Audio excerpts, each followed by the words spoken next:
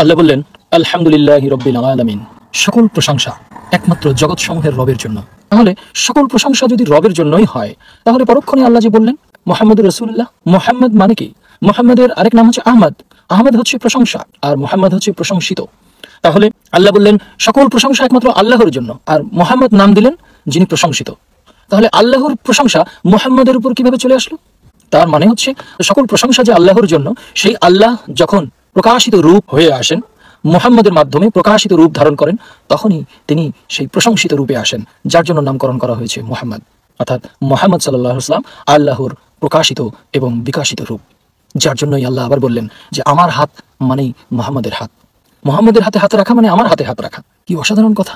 তাহলে জগৎ সমূহের প্রশংসা একমাত্র আল্লাহর জন্য, সেই জগৎ সমূহের রহমত স্বরূপ হচ্ছে মুহাম্মদ সাল্লাল্লাহু আলাইহি ওয়াসাল্লাম। তাহলে যিনি আল্লাহ তিনিই তো নবী মুহাম্মদ। তাহলে যিনি আল্লাহ তিনিই তো নবী মুহাম্মদ। এই জন্যই লালন বলেছিলেন, যিনি মুর্শিদ তিনিই খোদা তিনিই হন রসুল, ইহাতে নাই কোনো ভুল, ইহা লালনে না কয়, ইহা কোরআনে কয়, কোরআনে কয়, কোরআনে কয়। আবার বললেন, ইন্নাহু লাকাউলু রাসূলিন কারীম, নিশ্চয়ই ইহা রসুলের বাণী। এখন মোল্লাদের এটা যে রসুলের বাণী এটা পছন্দ হয় নাই, যার জন্য ওই রসুলের পাশে লাগিয়ে দিয়েছেন আনিত বাণী। নিশ্চয়ই ইহা রসুলের আনিত বাণী। আনিত শব্দটা কিন্তু কোরআনে নাই। ইন্নাহু নিশ্চয়ই আমরা লাকাউলু অবতীর্ণ করি, নাজিল করি বা বলি, রসুলিন কারীম সম্মানিত। রসুলিন মানে রসুলের, আর কারীম হচ্ছে সম্মানিত। নিশ্চয়ই ইহা সম্মানিত রসুলের বাণী। তো সেখানে আমরা লাগিয়ে দিয়েছি রসুলের আনিত বাণী, মানে রসুল আল্লাহর কাছ থেকে নিয়ে আসছেন। এটা যে রসুলের বাণী এটা কোনোভাবেই তারা মানতে রাজি নয়, কারণ ওই যে ইয়াজিদের বাহিনী তো আবু জাহেলের অনুসারিত। তার মানে কি, যিনি আল্লাহ তিনি রসুল, আল্লাহর বাণী মানেই রসুলের বাণী, রসুলের বাণী মানেই আল্লাহর বাণী। এখানে যে দুই করে ফেললেন, আল্লাহ কোথাও দুই করতে বলেন নাই, সমস্ত জায়গায় বলেছেন যে দুই মানেই শিরক, দুই ভাবাই যাবে না। কারণ আল্লাহর প্রকাশ এই মুহাম্মদ রূপে, আল্লাহর প্রকাশ আদম রূপে, আল্লাহর প্রকাশ আউলিয়ার মধ্যে। সূরা নিসার 150 নম্বর আয়াত, যে যারা আমাকে এবং আমার নবীকে কতকে মানে আর কতকে মানে না অস্বীকার করে, কিংবা মনে মনেও পৃথক আলাদা ভাবনার চিন্তা করে মনে মনে, তারাই শতভাগ কাফের। আলাদা ভাবার সুযোগই তো নাই। তারপর হচ্ছে তিনি বলছেন যে আপনার হাতে আমার হাত, আপনার হাতে কেউ হাত রেখে যদি বায়াত হয় তাহলে সে আমার হাতে হাত রাখলো, আমাকে যদি কেউ ভালোবাসতে চায় তাহলে আপনাকে ভালোবাসুক। পীরবাদ, মাজারবাদ, লালনবাদ, ফকিরবাদ এর গভীরে যদি আপনি প্রবেশ করেন, আপনি দেখবেন তাদের মূল থিওরি একই, যিনি মুর্শিদ তিনি রাসূল তিনি আল্লাহ, এবং তারা এর সপক্ষে কুরআন থেকে দলিল দেয়। আশ্চর্যের ব্যাপার, এবং কুরআন থেকে এমন কঠিন এবং শক্ত দলিল দেয় আপনি চমকে উঠবেন, আপনি ঝটকা খাবেন এবং আপনি কাটতেও পারবেন না। এত ভয়াবহ, এত শক্তিশালী দলিল তারা পেশ করে কুরআন থেকে। কিন্তু যদি আপনি ঠান্ডা মাথায় ভালো করে এগুলো অ্যানালাইসিস করেন এবং আগে পরের আয়াতগুলো একটু ভালো করে দেখেন, তাহলে বুঝবেন পুরোটাই ইমান বিধ্বংসী কনসেপ্ট, ইমান বিধ্বংসী যুক্তি, ইমান বিধ্বংসী থিওলজি, থিওরি, মতবাদ। আপনার মুশরিক হওয়ার জন্য তাদের এই একটা থিওরি অন্ধের মতো বিশ্বাস করাই যথেষ্ট। আর আমরা খুব ভালো করেই জানি যে আল্লাহ রাব্বুল আলামিন সব গুনাহ ক্ষমা করবেন, কিন্তু শিরকের গুনাহ ক্ষমা করবেন না। সেই শিরকের অতল গহ্বরে যদি আপনি তলিয়ে যেতে চান, তাহলে যিনি মুর্শিদ তিনি রাসূল তিনিই আল্লাহ, একই জিনিস, এই থিওরিতে চলে আসতে পারেন। তারা প্রথম যে যুক্তি দেয় সেটা হচ্ছে মুহাম্মদ শব্দের অর্থ প্রশংসিত। তাহলে আল্লাহ যে বলেছেন আলহামদুলিল্লাহি রাব্বিল আলামিন, সকল প্রশংসা আল্লাহর, তাহলে মুহাম্মদ কি বলা হচ্ছে প্রশংসিত, তাহলে তিনি নিজেই আল্লাহ, যেহেতু তার নামের অর্থ প্রশংসিত। নামের অর্থ দিয়ে একটা মানুষকে আল্লাহ বানিয়ে দেয়া, এটা খুব চাইল্ডিশ লজিক। একই ধরনের থিওরি দিয়ে মুসা নবীকে, ঈসা নবীকে, রাম, কৃষ্ণ, শিব এদের সবাইকেই ভগবান বা আল্লাহ বানিয়ে দেয়া যায়, ঈশ্বর বানিয়ে দেয়া যায়। প্রশ্ন হচ্ছে আল্লাহ রাব্বুল আলামিন কুরআনে কি রাসূলকে আলাদা সত্তা হিসেবে বর্ণনা করেননি? একবার দুবার নয়, শতবার আলাদা সত্তা হিসেবে বর্ণনা করেছেন। তার পার্সোনাল কাজ, তার পারিবারিক কাজ, তার বিয়ে, শাদী, স্ত্রী, সন্তান, সামাজিক লাইফ সম্পর্কে ডিটেইলস ঘটনা বর্ণিত আছে কুরআনে। আলাদা সত্তা হিসেবে যথেষ্ট এভিডেন্স কুরআনে দেয়া আছে। তারপরও আল্লাহতে বিলীন করে দেওয়ার যুক্তি তারা পেশ করছে। হয় কি, যুগে যুগে যত দেব দেবী, অবতার, নবী, রাসূল আল্লাহ রাব্বুল আলামিন পাঠিয়েছেন, তাদের মৃত্যুর পর তাদের ভক্তরা, তাদের আশেকানরা, তাদের কওমরা সেই নবী, রাসূল, দেব দেবীকে উপরে ওঠাতে ওঠাতে এমন লেভেলে নিয়ে যায়, একেবারে ঈশ্বর, আল্লাহ, ভগবান বানিয়ে দেয়। একই ঘটনা ঘটেছে কৃষ্ণের ক্ষেত্রে, রামের ক্ষেত্রে, নারায়ণের ক্ষেত্রে, ঈসা নবীর ক্ষেত্রে, বাকি ছিল নবী মুহাম্মদ, তার ক্ষেত্রে তারা একই ঘটনা ঘটিয়েছে। দ্বিতীয় যুক্তি সূরা ফাথের 10 নম্বর আয়াত, যারা তোমার হাতে বায়াত গ্রহণ করে তারা আল্লাহর হাতেই বায়াত গ্রহণ করে। আল্লাহর হাতই তাদের হাতের উপরে। তারা বোঝাতে চায় যে রাসূলের হাতে যেই সাহাবীরা বায়াত গ্রহণ করেছে ওটা রাসূলের হাত না, ওটা হচ্ছে আল্লাহরই হাত। রাসূলের হাত মানে হচ্ছে আল্লাহরই হাত। এটা হচ্ছে তাদের খুব শক্তিশালী, খুব স্ট্রং একটা যুক্তি। এবার এই যুক্তিটাকে আমরা রাসূলের হোল লাইফে অ্যাপ্লাই করি, তাহলে বিষয়টা কেমন দাঁড়ায় একটু দেখুন। রাসূলের হাতে যদি আল্লাহর হাত হয়ে থাকে, তাহলে রাসূলের পাও আল্লাহর পা, রাসূলের চোখও আল্লাহর চোখ, রাসূলের দাঁতও আল্লাহর দাঁত। রাসূলের উহুদের যুদ্ধে যে দাঁত শহীদ হয়েছে, দাঁত ভেঙে গেছে, তার মানে আল্লাহর দাঁতও ভেঙে গেছে। রাসূলের জ্বর হওয়া মানে আল্লাহর জ্বর হওয়া, রাসূল বিয়ে করেছেন মানে আল্লাহও বিয়ে করেছেন, রাসূলের সন্তান হওয়া মানে আল্লাহরও সন্তান হওয়া। এবার দেখুন খ্রিস্টানদের ঈসা নবীর থিওরির সাথে মেলে কিনা। ঈসা নবী আল্লাহর সন্তান, আল্লাহর তাহলে সন্তান হয়। আপনার মুশরিক হওয়ার জন্য আর কিছু দরকার আছে? এই একটা যুক্তি যদি আপনি মেনে নেন, রাসূলের হাত মানে হচ্ছে আল্লাহর হাত, মুশরিক হওয়ার জন্য যথেষ্ট। এখানে রাসূলের হাত মানে আল্লাহর হাত, এটা কি শাব্দিক অর্থ নাকি আদর্শিক অর্থ, সাইকোলজিক্যাল অর্থ? আল্লাহ যে কুরআনে ইব্রাহিম নবীকে খলিল বলেছেন, বন্ধু বলেছেন, এটা কি আমাদের সমাজে আমরা যেরকম বন্ধু ভাবি সেই ধরনের বন্ধু, না এটা আধ্যাত্মিক বন্ধু? ইব্রাহিম নবী আল্লাহর বন্ধু মানে কি? আল্লাহ রাব্বুল আলামিন ইব্রাহিম নবীর ঘাড়ে হাত দিয়ে হাঁটবেন? ইব্রাহিম নবী আল্লাহ রাব্বুল আলামিনের ঘাড়ে হাত দিয়ে হাঁটবেন আর বলবেন যে বন্ধু কি অবস্থা, কেমন আছো, চলো ঘুরে আসি, তোমার গার্লফ্রেন্ডের কি খবর, তোমার বাবা মার কি খবর, কোথায় ভর্তি হবে? এই টাইপের বন্ধু? না এটা আধ্যাত্মিক বন্ধু। এটা আধ্যাত্মিকভাবে স্ট্রেংথ দেয়া, যারা আল্লাহ রাব্বুল আলামিনের আদেশ উপদেশ সব কিছু খুব ভালো করে মেনে চলে, যারা খুব শক্তিশালী মুত্তাকি হতে পারে, তাদেরকেও তো আল্লাহ বন্ধু বলেছেন, অলি বলেছেন। এই বন্ধু মানে কি তার ঘাড়ে হাত দিয়ে হাঁটবে, আল্লাহ রাব্বুল আলামিনের সকল ক্ষমতা তাকে ট্রান্সফার করে দিয়ে দেবে, সেই টাইপের বন্ধু? নাকি আধ্যাত্মিকভাবে তাকে শক্তিশালী করা, যে তুমি যেহেতু আমার সকল আদেশ উপদেশ মেনে চলো, আধ্যাত্মিকভাবে আমি তোমার খুব কাছে। মানসিকভাবে মানুষকে শক্তিশালী করার জন্য আল্লাহ রাব্বুল আলামিন এই ধরনের টার্মস ইউজ করেন। এখন যদি আপনি বোকার মতো ভাবেন যে আল্লাহর খলিল মানে হচ্ছে যে আল্লাহ তার ঘাড়ে হাত দিয়ে হাঁটবে সেই টাইপের বন্ধু, আপনি বোকার স্বর্গে বাস করছেন। আপনি শুধু শাব্দিক অর্থ দিয়ে আধ্যাত্মিক বিষয়টাকে যদি ওভারটেক করতে চান, আপনি পুরো ডাইভার্ট হয়ে যাবেন, সরল পথ থেকে পুরোপুরি বিচ্যুত হয়ে যাবেন। কারণ আপনি সৃষ্টি আর আল্লাহ রাব্বুল আলামিন স্রষ্টা। এরপর যে যুক্তি দেয়া হচ্ছে সেটা হচ্ছে সূরা হাক্কার 40 নম্বর আয়াত। বলা হচ্ছে ইন্নাহু লা কওলু রাসূলিল কারীম, নিশ্চয়ই এ কুরআন সম্মানিত রাসূলের বাণী। এখানে খুব সূক্ষ্মভাবে লা শব্দটার অর্থ করা হয়নি।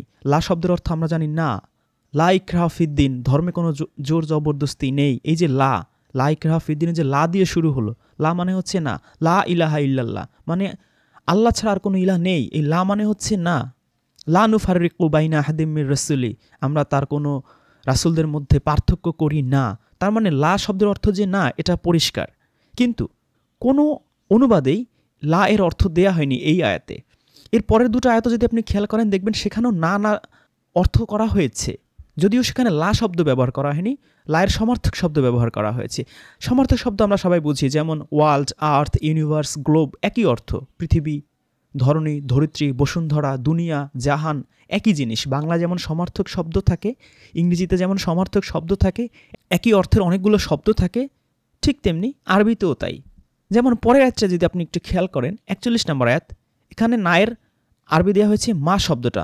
আয়াতটা শুরু হয়েছে ওয়ামা হুয়া বি কওলি শাইরিন কলিলাম্মা তু মিনুন, এবং না, ওয়া মা, ওয়া শব্দের অর্থ আমরা জানি এবং, আবার শপথ হয়, যাই হোক এখানে হচ্ছে এবং না, কি না, এটা কোনো কবির কথা নয়, কোনো শায়েরির কথা নয়। আরবি শব্দটা এখানে শায়েরি দেয়া আছে। তাহলে 41 নম্বর আয়াতে আল্লাহ রাব্বুল আলামিন বলেছেন এটা কোনো কবির কথা নয়, এখানে মায়ের শব্দ অর্থ হয়েছে নয় বা না। 42 নম্বর আয়াতেও তাই, ওয়া লা, এখানেও লা শব্দ ব্যবহার করেছেন আল্লাহ রাব্বুল আলামিন, যার অর্থ না, এটা কোনো জ্যোতিষী বা গণকের কথা নয়। তাহলে 42 নম্বর আয়াত আল্লাহ বলছেন যে এটা কোনো জ্যোতিষী বা গণকের কথা নয়। 41 নম্বর আয়াতে আল্লাহ বলছেন এটা কোনো কবির কথা নয়। তাহলে 40 নম্বর আয়াতের অর্থ স্বাভাবিক হবে এটা কোনো রাসূলের কথা নয়। কিন্তু এখানে লায়ের শব্দ খুব সৌকৌশলে অনুবাদকারীরা লা শব্দটার অর্থ করেননি। এই অর্থ না করার কারণেই সকল বিভ্রান্তি সৃষ্টি হয়েছে। তাহলে 40, 41, 42 এই তিনটা আয়াতের ডাইরেক্ট আর বাংলা অনুবাদ হবে কি? এটা কোনো গণকের কথা নয়, এটা কোনো কবির কথা নয়, এটা কোনো রাসূলের কথা নয়। তাহলে প্রশ্ন ওঠে, তাহলে এটা কার কথা? তার উত্তর আল্লাহ দিয়েছেন 43 নম্বর আয়াতে, তানজিলুল মির রব্বিল আলামিন, এটা হচ্ছে বিশ্ব জগতের রবের নিকট হতে তানজিলুল, নাজিলকৃত, অবতীর্ণ। তাহলে এটা কোনো কবিরও কথা নয়, গণকেরও কথা নয়, কোনো রাসূলেরও কথা নয়। এগুলো হচ্ছে সৃষ্টিকুলের রবের পক্ষ থেকে, জগতের রবের পক্ষ থেকে নাজিলকৃত। এখন যদি রাসূল নিজে নিজে এগুলো বানাতো, বানিয়ে বানিয়ে বলতে এগুলো আল্লাহর কাছ থেকে আসছে, অথবা আমি নিজেই এগুলো বানিয়েছি, যদি এটা এক্স্যাক্টলি রাসূলের কথা হতো, তাহলে তার পরিণতি কি হতো? তার যে ভয়ঙ্কর পরিণতি হতো তা আল্লাহ রাব্বুল আলামিন ৪০ নম্বর আয়াতে বলেছেন। কি বলেছেন? যদি সে আমার নামে কোনো মিথ্যা রচনা করত, নবী যদি কোনো কথা নিজে রচনা করে আমার নামে চালিয়ে দিত, ৪৫ নম্বর আয়াতে আল্লাহ বলছেন আমি অবশ্যই তার ডান হাত ধরে তাকে পাকড়াও করতাম। ৪৬ নম্বর আয়াতে আল্লাহ বলছেন তারপর অবশ্যই আমি তার হৃৎপিণ্ডের শিরা, জীবন ধমনী কেটে ফেলতাম। ৪৭ নম্বর আয়াতে আল্লাহ বলছেন অতঃপর তোমাদের মধ্যে এমন কেউ নেই যে তাকে রক্ষা করতে পারত। এটা হচ্ছে কি? এটা হচ্ছে মুত্তাকিদের জন্য নিশ্চিত উপদেশ। তাহলে এই যে কোরআনটা, এটা কি কোনো রাসূলের বাপদাদার সম্পত্তি? নবীদের, অলিয়া আউলিয়া, পীর বুজুর্গদের বাপদাদার সম্পত্তি? আলেম ওলামা, মোল্লা মাওলানারা বলে না যে এটা হচ্ছে আমরা হচ্ছে এটার হেফাজত করব, এই কোরআন আমরা রক্ষা করব? আল্লাহ বলছেন না, এটা কারো বাপদাদার সম্পত্তি না। এটা হচ্ছে পৃথিবীর সকল মানুষের জন্য, সমগ্র বিশ্ববাসীর জন্য হিদায়াতের বার্তা। সূরা বাকারার ১৮৫ আয়াতে পরিষ্কার করে আল্লাহ বলে দিয়েছেন। আর আপনি যদি মুত্তাকি হন, আপনার জন্য নিশ্চিত উপদেশ। সূরা বাকারার শুরুতেও আল্লাহ বলেছেন আলিফ লাম মিম জালিকাল কিতাবুল লা রাইবা ফি হুদাল লিল মুত্তাকিন। এটা হচ্ছে মুত্তাকিদের জন্য হুদা, পথ নির্দেশ। আবার এই ৪৮ নম্বর আয়াতে আল্লাহ বলেছেন এটা হচ্ছে মুত্তাকিদের জন্য নিশ্চিত উপদেশ। সমগ্র বিশ্ববাসীর জন্য হচ্ছে হেদায়েতের বাণী। আর যদি আপনি হেদায়েত পেতে চান, সে অনুযায়ী চলেন, আপনার জন্য অবশ্যই এটা চমৎকার একটা উপদেশ। পৃথিবীতে এর চেয়ে চমৎকার উপদেশ বাণী, সতর্ক বাণী আর হতেই পারে না। সেটা আল্লাহ রাব্বুল আলামিন ৪৮ নম্বর আয়াতে আল্লাহ বলেছেন এটা আল্লাহ রাব্বুল আলামিন কর্তৃক নাজিলকৃত। সুতরাং এই যে অলিয়া উলিয়া, পীর দরবেশ, এই পীরবাদী মাজারবাদীরা যে বলে যে ৪০ নম্বর আয়াতে দিয়ে এটা হচ্ছে রাসূলের বাণী, এটা আরবিটা যদি আপনি ভালো করে পড়েন, তাদের এই যুক্তি যে কোরআনের অপব্যাখ্যা তা পরিষ্কার। তারপরও যদি আমি তর্কের খাতিরে ধরে নেই যে ঠিক আছে এটা লা শব্দ বাদ, এটা রাসূলেরই বাণী, কিন্তু রাসূল কি নিজে নিজে এটা বানিয়েছেন? রাসূলের বাণী বলতে তারা কি বোঝায়? এটা রাসূল নিজে বানিয়েছেন? এটা যদি তারা বুঝেই থাকে যে যেহেতু রাসূল, আল্লাহ, মুর্শিদ একই জিনিস, আর ৪০ নম্বর আয়াতে অনুবাদকারীরা যে অনুবাদ দিয়েছেন সেই অনুবাদও যদি আমরা সত্য ধরে নেই, তাহলেও প্রশ্ন থেকে যায় যে ৪০ নম্বর আয়াতে যদি ধরে নেই এই কোরআন হচ্ছে রাসূলের বাণী, সম্মানিত রাসূলের বাণী, তাহলে ৪৩ নম্বর আয়াতে আল্লাহ কেন বললেন এটা সৃষ্টিকুলের রবের পক্ষ থেকে নাজিলকৃত? এই আয়াতটা না নাজিল করলে তো আর সমস্যা ছিল না, মেনে নিতাম এটা রাসূলের বানানো। ৪৪ নম্বর আয়াতে আল্লাহ রাব্বুল আলামিন কেন আবার সেই রাসূলকেই হুমকি দিলেন? যদি রাসূল আর আল্লাহ একই জিনিস হয়, তাহলে আল্লাহ রাব্বুল আলামিন কেন এই থ্রেট দিলেন? যদি সে আমার নামে রচনা করত, আমি তার ডান হাত ধরে ফেলতাম, তাকে পাকড়াও করতাম, তার জীবন ধমনী, জীবন শিরা কেটে ফেলতাম, তোমাদের মধ্যে কেউ তাকে বাঁচাতে পারতো না। তাহলে আল্লাহ নিজে কি নিজে মেরে ফেলতো? নিজের হাত নিজে চেপে ধরে নিজের জীবন ধমনী, শিরা, হৃৎপিণ্ডের শিরা কেটে ফেলতো? এটা হইল কোনো যুক্তি? এটা পুরোপুরি অপযুক্তি, অপব্যাখ্যা। এই পীরবাদী মাজারবাদীরা আপনাকে দিয়ে আপনার ঈমানটাকে ধ্বংস করবে। এবার তাদের পরবর্তী যুক্তিটা শুনি, সেটা হচ্ছে সূরা নিসার ১৫০ থেকে ৫২ নম্বর আয়াত। এই আয়াত নিয়ে আমি আলোচনা করেছিলাম। রাসূলের কোনো সুন্নত নেই, সকল সুন্নত আল্লাহর, সেই ভিডিওতে ডিটেলস আলোচনা করেছি। এখানে মূলত বলা হয়েছে কোরআনের মূল ভাবাদর্শ, মূল আদর্শটাকে, যে কোরআনের মূল বাণী, এই বাণীর আদর্শের ক্ষেত্রে সকল নবী রাসূলরা একই জিনিস প্রচার করেছেন। এই সৎ কাজ করবেন, আপনি ভালো কাজ করবেন, ঈমান আনবেন, আপনি জান্নাতবাসী হবেন। আর আপনি ঈমান আনবেন কিন্তু সৎ কাজ করবেন না, নেক আমল করবেন না, অপকর্ম করে বেড়াবেন, আপনি জাহান্নামী। সূরা আরাফের ৮-৯, সূরা মুমিনুর ১০২-৩ আয়াতে পরিষ্কার বলা আছে যদি আপনি হাসরের মাঠে আপনার ঈমানদার, আপনার সকল কিছু ঠিক আছে, কিন্তু আপনার পাপের পাল্লা নেকের চেয়ে বেশি, আপনি ঈমান আনছেন আল্লাহর প্রতি, এই জন্যই আপনি একেবারে সব অপকর্ম করে বেড়াবেন, এত সহজ না জান্নাতটা। তো কোরআনের থিওরি অনুযায়ী আপনি ঈমান আনার পরেও যদি পাপ কাজ বেশি করেন নেকের চেয়ে, আপনি জাহান্নামে যাবেন। আর যদি আপনার নেকের পাল্লা ভারী হয়, জান্নাতে যাবেন। ঈমান আনো, সৎকর্ম করো, জান্নাত। এই দুইটার যে কোনো একটা তোমার ঘাটতি থাকবে, তুমি জাহান্নামে যাবে। এটা হচ্ছে সকল নবী রাসূলরা একই উপদেশ মানুষকে দিয়ে বেড়াতো। সেটা জাবুর বলেন, তাওরাত বলেন, ইনজিল বলেন, কুরআন বলেন, সকল আসমানি কিতাবের মূল মেসেজ একই। আল্লাহতে ঈমান আনো, বিশ্বাস করো, কোনো শরিক করো না, সৎকর্ম করো, বিনিময় জান্নাত নাও।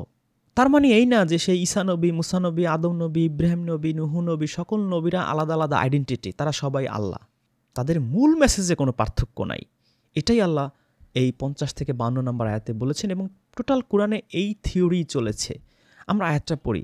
আল্লাহ বলেছেন, নিশ্চয়ই যারা আল্লাহ ও তার রাসূলদের সাথে কুফরি করে এবং আল্লাহ ও তার রাসূলগণের মধ্যে পার্থক্য করতে চায় এবং বলে আমরা কতককে বিশ্বাস করি আর কতকের সাথে কুফরি করি, এবং তারা এর মাঝামাঝি একটা পথ গ্রহণ করতে চায়, তারাই প্রকৃত কাফির, এবং আমি কাফিরদের জন্য প্রস্তুত করেছি অপমানকর আযাব।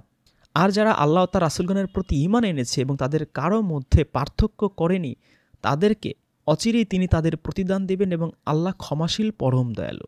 আমরা 52 নম্বর আয়াত থেকে শুরু করি।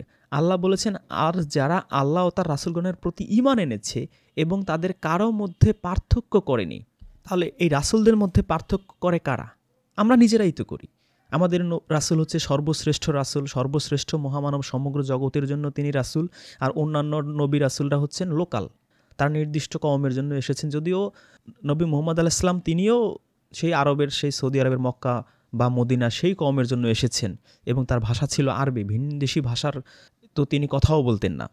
তাহলে এই পারপাসে সকল নবী রাসূলই কোনো নির্দিষ্ট কওমের জন্য আসছেন, কিন্তু আমরা বলে থাকি কি সমগ্র বিশ্ববাসীর জন্য তিনি এসেছেন।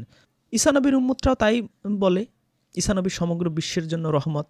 মুসা নবীর উম্মতরাও তাই বলে, সকল নবীর উম্মতরা তো তাই বলে, ইব্রাহিম নবীর উম্মতরাও তাই বলে। সেই যদি আপনি কৃষ্ণ, রাম তাদেরকে নবী হিসেবে ধরেন, জাকির নায়কের থির অনুযায়ী যদি হতেও পারে তারা নবী, তাহলেও তাই, তারা সমগ্র বিশ্বের জন্য এসেছে। এইভাবে পার্থক্য করা হয়। যারা যেই ধর্মের অনুসারী তারা তাদের নবীকে, তাদের রাসূলকে উপরে ওঠায় আর বাকি সবাইকে লোকাল বানিয়ে ফেলে। এটা করাটাই নিষেধ। এখানেই আল্লাহ বলেছেন যে তারা তার রাসূলগণের প্রতি ঈমান এনেছে এবং তাদের কারো মধ্যে পার্থক্য করেনি। ঈসা নবী, মুসা নবী, ইব্রাহিম নবী। এখন যদি কেউ বলে, যেমন পৌত্তলিকরা যদি এরকম দাবি করে থাকে যে ইব্রাহিম নবী হচ্ছে জাতির পিতা, মুহাম্মদকে বলা হয়েছে ইব্রাহিম নবীর আদর্শ অনুসরণ করতে, তার ধর্ম অনুসরণ করতে, তিনি জাতির পিতা, কোরআনে তাকে বন্ধু বলা হয়েছে, আল্লাহ ডাইরেক্ট বলেছেন সে হচ্ছে খলিলুল্লাহ, তাহলে তার মর্তবা অনেক অনেক বেশি। সে জাতির পিতা, তার ধর্ম আদর্শ অনুসরণ করতে বলেছে মুহাম্মদকে, সে আল্লাহর বন্ধু, সুতরাং সে সবচেয়ে বড় নবী। অথবা ঈসা নবীর উম্মতরা যদি বলে যে ঈসা নবী হচ্ছে পিতা ছাড়া জন্মগ্রহণ করেছেন, তিনি মৃতকে জীবিত করতে পারতেন, তিনি অন্ধকে অন্ধত্ব দূর করতে পারতেন, কুষ্ঠরোগীকে সারিয়ে তুলতে পারতেন, তার আরও অনেক ধরনের মুজিজা ছিল যেটা তোমাদের নবীর মধ্যে নাই। মুসা নবীর উম্মতরা এইভাবে যদি বলে যে মুসা নবী এই তিনি শাহজাদা ছিলেন, তিনি নীলনদ 2 ভাগ করে ফেলতে পেরেছেন, তিনি লাঠি মারলে সাপ হয়ে যেত, তার উম্মতেরা আসমান থেকে মান্না সালোয়া খাবার খেত, তার সাথে আল্লাহ রাব্বুল আলামিন সরাসরি কথা বলেছেন, সরাসরি কিতাব তাকে দিয়েছেন, সবচেয়ে বেশি মর্তবা, সবচেয়ে বেশি মর্যাদা তার। সবাই কিন্তু যুক্তি উপস্থাপন করতে পারে, যুক্তি উপস্থাপন করে যার যার নবীকে শেষে সবচেয়ে টপ লেভেল, সবচেয়ে হাইয়েস্ট, সবচেয়ে নাম্বার 1 বানাতে পারে। কিন্তু এইভাবে কোনো নবী, কোনো রাসূলকে হাইয়েস্ট নাম্বারে নিয়ে যাওয়া আর বাকিদের লোকাল বা একটু মিডিয়াম বা একটু নিচু লেভেলে নিয়ে যাওয়া, এই পার্থক্য করা যাবে না। ঈমানের থিওরি তো আমরা জানি, সূরা বাকারার 186-85-তে আল্লাহ বলেছেন, 136-এ বলেছেন, লা নুফাররিকু বাইনা আহাদিম মির রাসূল। ঈমানদারের মূল বেসিক একটা প্যাটার্ন হচ্ছে তারা আল্লাহর কোনো রাসূলদের মধ্যে কোনো পার্থক্য করে না। সেই সূরা বাকারারই ওই আয়াতটাই আবার রিপিট টেলিকাস্ট, এখানে একটু অন্যভাবে, মূল মেসেজ, মূল বক্তব্য একই, যে এই রাসূলদের মধ্যে কোনো পার্থক্য করে না। এখন আপনি যদি তর্কের খাতিরে ধরে নেন বা তারা যেটা বোঝাতে চায় এই রাসূল আর আল্লাহ একই জিনিস, আল্লাহ এবং রাসূলগণের মধ্যে, এখানে কিন্তু রাসূলগণ লেখা, আরবিটা আপনি খেয়াল করুন, রাসূলিহি, এখানে শুধু একজন কোনো রাসূল না, রাসূলগণ বা রাসূলদের। এখন তাদের থিওরি অনুযায়ী রাসূলগণ আর আল্লাহ সবাই একই জিনিস। এটা হয় কোনো যুক্তিতে খাটে? সকল রাসূল যদি ধরে নেন 24 জন নবী রাসূল, বা ধরেন 1,24,000, আর আল্লাহ সবাই এক কাতারে, সবার কারোর মধ্যে কোনো পার্থক্য, সবাই একই জিনিস, এটা হয় কোনোদিনও? আল্লাহ হচ্ছেন আউয়ালু ও আখিরুন, তিনি সৃষ্টির আদি থেকে অন্ত, তিনি সৃষ্টিকর্তা, তিনি রিজিকদাতা। এখন রাসূলরাও কি সৃষ্টিকর্তা? রাসূলরাও কি রিজিকদাতা? আপনি বলবেন যে না, রাসূলরা হচ্ছে আল্লাহর বহিঃপ্রকাশ। তাহলে হিন্দুরা কি দোষ করছে? তাদের থিওরি আপনি মেনে নেন, তাহলে আপনি কালকে থেকে হিন্দু হয়ে যান। রাম, কৃষ্ণ এরা হচ্ছে ভগবানের বহিঃপ্রকাশ, তাহলে তো তাদের যুক্তি আপনার মেনে নিতে হবে। তারা তো একই সেম টাইপের যুক্তি দেয়, কিন্তু এই সেম টাইপের যুক্তি তো আপনি মুসলিম হিসেবে তখন মানতে চান না। তখন কেন মানতে চান না? তখন কেন আপনি কৃষ্ণকে, রামকে জয় শ্রীরাম স্লোগান আপনি দেন না? তাকে কেন ভগবান হিসেবে আপনার মেনে নিতে কষ্ট হয়? তারা তো সেম যুক্তি, সেম থিওরি প্রয়োগ করে। আপনি এখন যেই যুক্তি, যেই থিওরি প্রয়োগ করতে চাইছেন। 50 নম্বর আয়াতে আল্লাহ কি বলেছেন? নিশ্চয়ই যারা আল্লাহ ও তার রাসূলগণের সাথে কুফরি করে আল্লাহ তার রাসূলগণের সাথে কুফরি করে। রাসূল শব্দটার অর্থ আপনাকে বুঝতে হবে। রাসূল মানে কি? রাসূল কিন্তু কোনো পার্সন না, রাসূল হচ্ছে একটা পদবি, বার্তাবাহক। এই রাসূল ফেরেশতাও হইতে পারে, এই রাসূল পাখিও হইতে পারে, এই রাসূল কবুতরও হইতে পারে, কোনো পশু, কোনো প্রাণী, যে কেউ হতে পারে রাসূল। আল্লাহর বার্তা যে বহন করবে সেই রাসূল। আপনি রাসূল হতে পারেন, এইরকম একটা ভিডিও করেছি, সেখানে দেখবেন যে এই রাসূল শব্দটার ক্ষেত্রে আল্লাহ রাব্বুল আলামিন সেই সূরা ইউসুফে যেই দূত, যে জেল একজন খবর নিয়ে আসছে বাদশার কাছে, তাকেও আল্লাহ রাব্বুল আলামিন রাসূল হিসেবে সম্বোধন করেছেন। তো রাসূল যে কোনো বার্তা যে বহন করে তাকেই রাসূল বলা হয়। এটা কোনো স্পেশাল না যে এটা শুধু মুহাম্মদই রাসূল, আর কেউ রাসূল না। ফেরেশতারাও রাসূল হতে পারে। আল্লাহ রাব্বুল আলামিন বলেছেন, আমি ফেরেশতা এবং মানুষের মধ্য থেকেও রাসূল নির্বাচন করি। তাহলে রাসূল মানে হচ্ছে বার্তাবাহক। এখন প্রশ্ন হচ্ছে, রাসূল কার বার্তা বহন করবে? বার্তাবাহক যে বলা হচ্ছে, যখনই তাকে বলা হবে রাসূলুল্লাহ, তখন আপনাকে বুঝতে হবে যে অন্য কোনো কারো বার্তা নয়, এটা হচ্ছে আল্লাহর বার্তা যে বহন করবে, আল্লাহর বাণী যে বহন করবে, তাকেই বলা হবে রাসূল আল্লাহ। এখন রাসূল আল্লাহরা কি করে? নিজেদের মন গড়া কোনো কিছু প্রচার করে না, আল্লাহ যেই বাণীটা তাকে দিয়েছে, বার্তাটা তাকে দিয়েছে, সেটা প্রচার করে। অবশ্যই যেহেতু তার নাম রাসূল আল্লাহ, আল্লাহর বার্তাটাই সে প্রচার করবে। তাহলে আল্লাহর বার্তা যদি প্রচার করে, এই বার্তাটা তো সে নিজে স্বরচিত না। একটু আগে আমরা সূরা হাক্কার 69 নম্বর সূরা দেখলাম, 40, 41, 42, 43, 44, 45, 46 আয়াতগুলোতে, যে কোনো রাসূল যদি নিজে নিজে বানিয়ে এটা আল্লাহর নামে চালিয়ে দিত, আল্লাহ তাকে কি ভয়ঙ্কর অবস্থা করতেন, সেই থ্রেট আমরা দেখেছি। কোনো রাসূলের পক্ষে এটা সম্ভব না, সাথে সাথে আল্লাহ সাইজ করে ফেলতো। তাহলে রাসূলরা কি করে? আল্লাহর এই বাণী প্রচার করে। এখন যদি আপনি সেই বাণীটাকে অস্বীকার করেন, মানে আল্লাহ কি অস্বীকার করলেন? কারণ এই মূল মেসেজটা তো আল্লাহর, এটা তো কোনো রাসূলের বানানো না। তাহলে রাসূলের সেই মেসেজটা অস্বীকার করা মানে হচ্ছে আল্লাহকে অস্বীকার করা। এবং আল্লাহ ও তার রাসূলগণের মধ্যে পার্থক্য করতে চায়। এই পার্থক্য বলতে কি? যে আল্লাহ আলাদা, যেটা আমরা সুন্নিরা করি, শিয়ারা করি, যে আল্লাহর ফরজ আলাদা আলাদা জিনিস আর রাসূলদের সুন্নত আলাদা আলাদা জিনিস। লাউ খাওয়া, টুপি পরা, জোরে আমিন বলা, মেসওয়াক করা, এগুলো হচ্ছে সুন্নত, আর হচ্ছে হজ করা, কুরবানি করা, এটা হচ্ছে ফরজ। এই আলাদা করে ফেললাম। এরকম সুন্নত আর ফরজ দিয়ে আলাদা আলাদাভাবে পার্থক্য করা যাবে না। আল্লাহ যা যা বলেছেন সেটাই ফরজ, রাসূলরা ওটাই পালন করেছেন, ফরজই সব। আর যদি আপনি ধরেন যে সুন্নত, সবই সুন্নত, রাসূল যেটা করছেন ওটা নিজে মন গড়া কিছু করতে পারেননি, কারণ রাসূল বিধানদাতা নন, তিনি বিধাতা নন। বিধান, আইন, রীতি, নীতি, ইবাদতের সব কিছু আল্লাহ যা বলবেন তাই রাসূলরা পালন করছে, এবং রাসূলদের পালন করা, অনুসরণ করা মানে হচ্ছে আল্লাহকেই অনুসরণ। সেই পারপাসে আল্লাহ বলেছেন যে আল্লাহ ও রাসূলগণের মধ্যে পার্থক্য করতে চায়, এটা করা যাবে না। এরপর উনি আরেকটা থিওরি দিয়েছেন, সেটা হচ্ছে সূরা আল ইমরানের 31 নম্বর আয়াত। আলাদা ভাবার সুযোগই তো নাই। তারপর হচ্ছে তিনি বলছেন যে আপনার হাতে আমার হাত, আপনার হাতে কেউ হাত রেখে যদি বায়াত হয় তাহলে সে আমার হাতে হাত রাখলো, আমাকে যদি কেউ ভালোবাসতে চায় তাহলে আপনাকে ভালোবাসো। তিনি বলেছেন, যদি তোমরা আল্লাহকে ভালোবাসো তাহলে আমাকে ভালোবাসো। এটা পুরোপুরি কুরআনের অপব্যাখ্যা তিনি করেছেন। আল্লাহ এই কথা বলেননি। আল্লাহ বলেছেন, বলো যদি তোমরা আল্লাহকে ভালোবাসো, কুল ইন কুনতুম তুহিব্বুন আল্লাহ, হিব্বুন, হুব্বা মানে ভালোবাসা, এটা আমরা জানি। কুল বলো, ইন কুনতুম যদি তোমরা, তুহিব্বুন আল্লাহ আল্লাহকে ভালোবাসো, ফাত্তাবিউনি তাহলে তোমরা আমাকে অনুসরণ করো। এখানে আমাকে ভালোবাসো বলা হয়নি, বলেছে আমাকে অনুসরণ করো, তাহলে আল্লাহ তোমাদের ভালোবাসবে। এখানে উনি বললেন কি, যদি আল্লাহকে ভালোবাসো তাহলে আল্লাহকে ভালোবাসো, তাহলে আমাকে ভালোবাসলে আল্লাহকে ভালোবাসা হবে। পুরোপুরি কোরআনের ডাইরেক্ট অপব্যাখ্যা তিনি করেছেন। রাসূলকে ভালোবাসার কথা এখানে বলা হয়নি, রাসূলকে অনুসরণ করার কথা বলা হয়েছে। তো রাসূলকে অনুসরণ করলেই আল্লাহকে অনুসরণ করা হয়, কারণ রাসূলের মুখ দিয়ে আল্লাহ বলিয়েছেন কি, আমি শুধু তাই অনুসরণ করি যা আমার নিকট ওহী হিসেবে প্রেরণ করা হয়। তাহলে আল্লাহর রাসূল অনুসরণ করতেন এই কুরআন, এই ওহী। সূরা আনামের 19 নম্বর আয়াতে আমরা জানি যে আল্লাহর রাসূল বলতেছেন যে বলো আমি শুধু তাই অনুসরণ করি এই কি, যা আমার নিকট ওহী হিসেবে প্রেরণ করা হয়। আমার কাছে কি ওহী হিসেবে প্রেরণ করা হয়? এই কুরআন আমার কাছে ওহী হিসেবে প্রেরণ করা হয়, আমি শুধু তাই অনুসরণ করি। তাহলে আল্লাহর রাসূল অনুসরণ করতেন এই কুরআন, তাহলে এই কুরআন অনুসরণ করা মানে হচ্ছে আল্লাহকে অনুসরণ করা। আর এই সূরা আল ইমরানের 31 আয়াতে বলা হচ্ছে তাহলে আমার অনুসরণ করো, মানে আপনি যদি আল্লাহর রাসূলকে অনুসরণ করেন তাহলে আল্লাহ আপনাকে ভালোবাসবে, এটা বলা হয়েছে। কিন্তু তিনি সেটা অপব্যাখ্যা করে ফেলছেন। এরপর যদি আমরা তর্কের খাতিরে ধরে নেই যে না, মুর্শিদ, রাসূল, নবী, আল্লাহ সব একই জিনিস, তাহলে প্রশ্ন আসে যে কুরআনে অসংখ্যবার এই নবী রাসূলদের ভুল ত্রুটি আল্লাহ ধরিয়ে দিয়েছেন, তাহলে আল্লাহ কি নিজেই ভুল ত্রুটি করেছেন? এই হুজুররাই বলে যে আদম ভুল করে গন্ধম খেয়েছে, তার মানে কি আল্লাহ নিজেই গন্ধম খেয়েছে? অথবা মুসা নবী একজনকে ঘুষি মেরে মেরেই ফেলছে, তার মানে কি আল্লাহ নিজে ঘুষি মেরে একজনকে মেরে ফেলছে? বরঞ্চ কোরআন পড়লে আপনি বুঝবেন যে আল্লাহ রাব্বুল আলামিন রাসূলদেরকে, নবীদেরকে সঠিক পথ দেখিয়েছেন বারবার।